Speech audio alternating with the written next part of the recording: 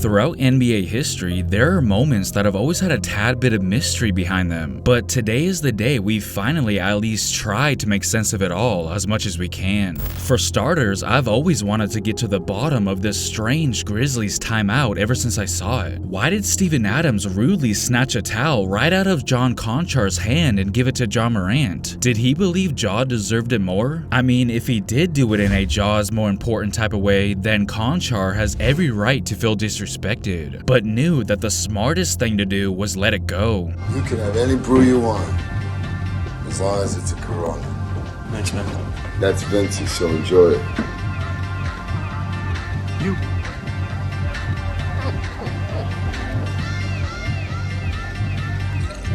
Even Ja Morant himself looked confused, but didn't want to say anything either. Now, a lot of people seem to be in agreement on this one theory, that he was actually doing something nice for Ja and looking out for him. I mean, that is pretty clutch of him if that's true, but I don't think he had to embarrass his other teammate in the process.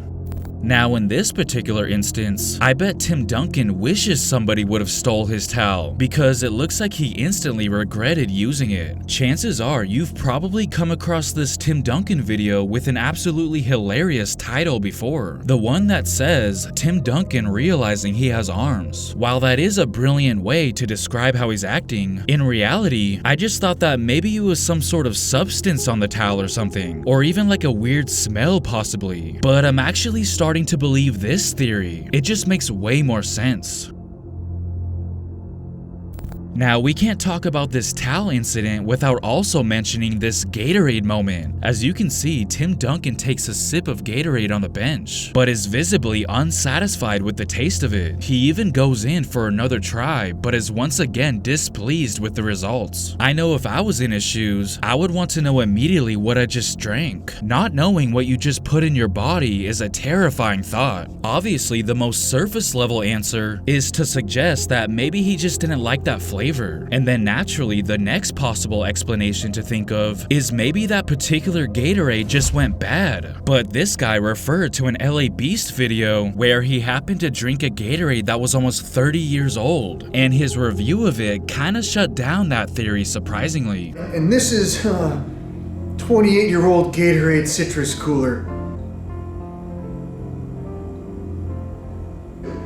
Not bad. So if a Gatorade from 1990 didn't cause him to react how Duncan did, then I don't know what to tell you. I mean, he did end the comment by saying either he didn't like that flavor or somebody screwed with it. Well, if somebody did happen to hypothetically mess with it, look no further than the man sitting right next to him, Manu Ginobili. Obviously, we can't prove it, but his facial expression does seem kinda suspicious if you ask me. Remember, we're just exploring all possibilities. He just seems to know more than he's letting on.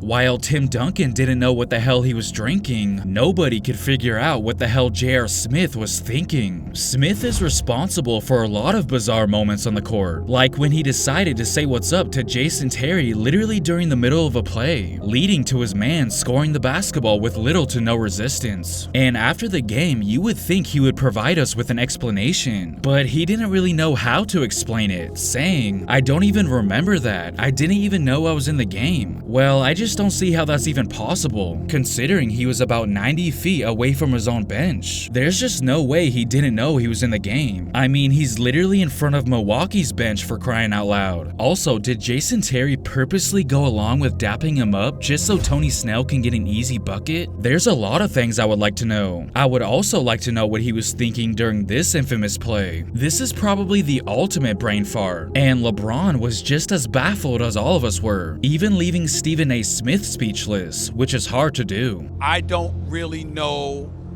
what words I can describe that are fit for FCC airwaves to explain the tragic decisions by J.R. Smith. I just don't know what to say about this. Look, man, I just don't know what to say. Scott? Yep.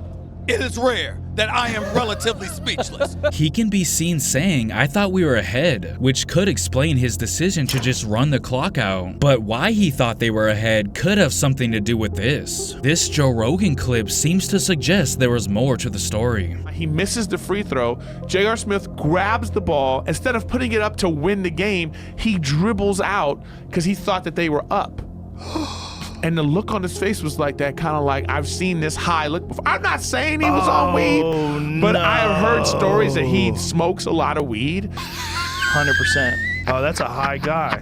He just gets high, and I think stoners understand other stoners. I think that he got like he had a little brain slip. I guarantee he did. Speaking of brain slips, we all remember when Russell Westbrook egregiously traveled in a game versus the Warriors, and KD and Steph's reactions were priceless. But some people seem to have an idea about what possibly happened here, and honestly, that could very well be the case. Hey, and then you see another time. Let's see if we can get it together. Whoa. Of course, there were many who immediately attributed it to his shoes, making references to Big Baller Brand. But if you look closely, he's actually wearing a pair of Kobe 4s. Now those could still be the culprit, if it was even the shoes at all. Every once in a while, we get a moment that didn't quite seem right to the naked eye when we first watched it live, and Draymond was a part of 2 plays that fall under that category. This play had fans asking themselves, how did the ball just magically appear in Klay's hands? Did we just witness a glitch in the Matrix or something? After a short time pondering over that, the NBA eventually revealed what really happened by showing us all angles, so we can finally stop losing our minds over it. There was also that one time where it appeared Draymond threw Klay Thompson his shoes and a pass to Dante DiVincenzo at the same time. Yet another play that made us go back and watch it over again several times. But it didn't take long for one fan to debunk it, tweeting, "Please watch the video again, and you'll see that Kuminga threw the shoe from the left of the frame." Something I'm sure we all would have eventually spotted ourselves, but you gotta admit, it is pretty trippy.